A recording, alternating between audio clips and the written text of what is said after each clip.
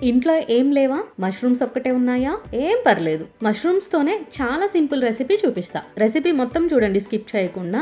ఇంత simple and టేస్టీగా ఉందా అంటారు మీరే. వెజ్ తినే వాళ్ళైతే హోటల్ కి వెళ్ళి ఇంకెప్పుడు మష్రూమ్ ఫ్రై అయితే ట్రై చేయరు. ఇంత సింపుల్ గా ఇంత టేస్టీగా ఇంట్లోనే చేసుకోవచ్చు కదా, ఇంత కాస్ట్ ఎందుకు పెట్టాలి అనుకుంటారు. అంత బాగుంటుంది. అస్సలు మిస్ అవ్వకుండా రెసిపీ మొత్తం చూసేయండి. మేమైతే లంచ్ చేసేసరికి 5 అయితే అయ్యింది. అప్పుడే మా ఆయన ఆఫీస్ నుంచి కూడా వచ్చేసాడు. ఇద్దరం కలిసి తినేసాం. మేమైతే ఇది రైస్ లోకే తింటాము మెయిన్ డిష్ గా, ఇంకేం కర్రీస్ చేసుకోము. ఇది ఒకటి చాలు, కడుపు నిండా తినొచ్చు. ఇంకా చెప్పాలంటే 2 ముద్దలు ఎక్కువే తింటారు ఈ మష్రూమ్ ఫ్రైతో. హలో అండి, నేను మీ Deepthi. Welcome to Chinni's life. మీరు మన ఛానల్ని కొత్తగా చూస్తున్న వాళ్ళైతే ప్లీజ్ ఛానల్ని సబ్స్క్రైబ్ చేసుకోండి. నేను పెట్టే వ్లాగ్స్ కానీ రెసిపీస్ కానీ మీకు నోటిఫికేషన్ ద్వారా వస్తాయి.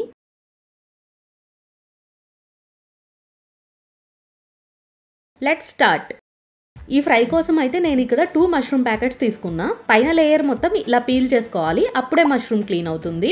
ఇంకా మీకు నచ్చిన సైజులో అయితే కట్ చేసుకోండి. కానీ కుక్ అయ్యాక చిన్నగా అయిపోతాయి కాబట్టి ఇలా ఒకదాన్ని 2 పీసెస్ చేస్తే చాలు. తినేటప్పుడు మంచిగా అనిపిస్తుంది.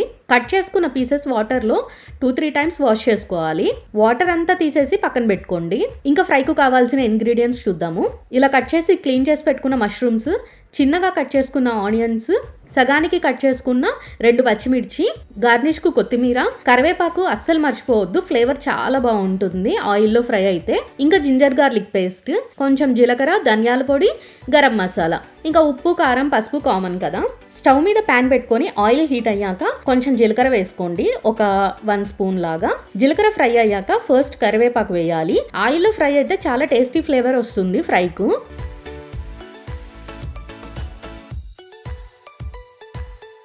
ఇప్పుడు కట్ చేసి పక్కన పెట్టుకున్న పచ్చిమిర్చి వేస్తున్నా. నేను ఇక్కడ 2 పచ్చిమిర్చి అయితే తీసుకొని ఇలా చైనీస్ కట్ చేసుకున్నా.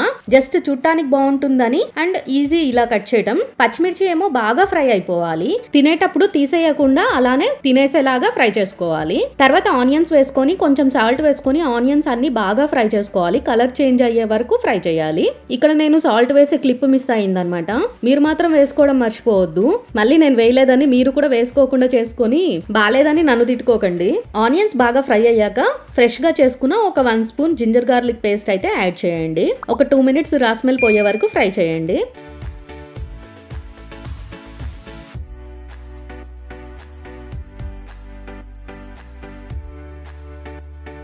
స్పైసెస్ ఏమీ యాడ్ చేయకుండా ఫస్ట్ మష్రూమ్స్ అయితే వేసేయాలి.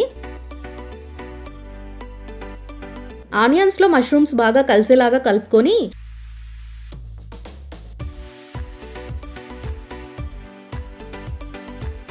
మూత పెట్టేసి మీడియం ఫ్లేమ్లో ఒక 10 మినిట్స్ కుక్ చేయండి. మష్రూమ్స్లో వాటర్ అంతా రిలీజ్ అవుతుంది. ఒకసారి మూత తీసి కలిపి మళ్ళీ మూత పెట్టేసి హై ఫ్లేమ్లో ఒక 5 మినిట్స్ పెట్టండి. ఇంకా ఇక్కడ మిగిలిన వాటర్ అంతా ఎవాపరేట్ అయ్యి మష్రూమ్స్ దగ్గరకు అవుతాయి. ఫస్ట్ 10 మినిట్స్లో మష్రూమ్స్ బాగా కుక్ అయిపోతాయి మీడియం ఫ్లేమ్లో. నెక్స్ట్ 5 మినిట్స్ ఏమో వాటర్ మొత్తం డ్రై అయిపోవటానికి మాత్రమే. ఇంకా లాస్ట్కి కొన్ని వాటర్ ఉన్నప్పుడు స్పైసెస్ వేసుకోవాలి. సాల్ట్ ఆల్రెడీ వేసాము.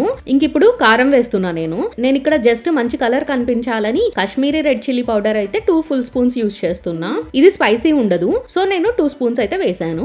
మీరు నార్మల్ కారం పొడి యూజ్ చేస్తున్నట్టయితే 1 ఫుల్ స్పూన్ వేస్తే సరిపోతుంది. ఇంకా పసుపు కొంచెం వేయండి. అలానే 1/2 స్పూన్ ధనియా పౌడర్, 1/4 స్పూన్ గరం మసాలా వేసి స్పైసెస్ అన్ని కలిసేలాగా బాగా కలపండి. మనం ఇక్కడ స్టార్టింగ్ లో చెక్క, లవంగా అలా ఏం వేయలేదు కాబట్టి ఒక 1/4 స్పూన్ గరం మసాలా అయితే సరిపోతుంది. హై ఫ్లేమ్ మీదనే కుక్ చేయండి. ఇంకా వాటర్ మొత్తం డ్రై అయిపోతుంది. ఇంకా స్పైసెస్ కూడా బాగా మిక్స్ అవుతాయి.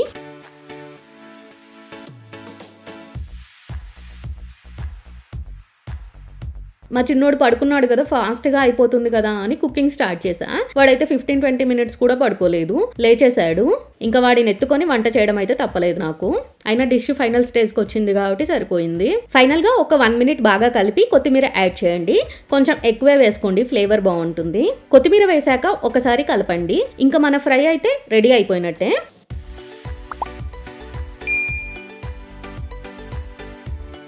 స్టవ్ ఆఫ్ చేస్తున్నా నేను ఇక్కడ. చూడండి ఎంత బాగుందో కదా.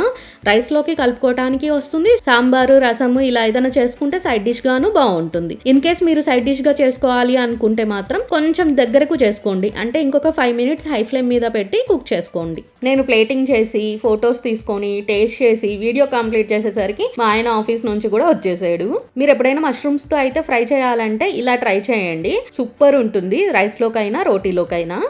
మరి ఈ రెసిపీ మీకు నచ్చినట్టయితే ప్లీజ్ చిన్నీస్ లైఫ్ని సబ్స్క్రైబ్ చేయండి. రెసిపీని లైక్ చేసి షేర్ చేయండి. Thanks for watching. నెక్స్ట్ వీడియోలో కలుద్దాం. బాయ్.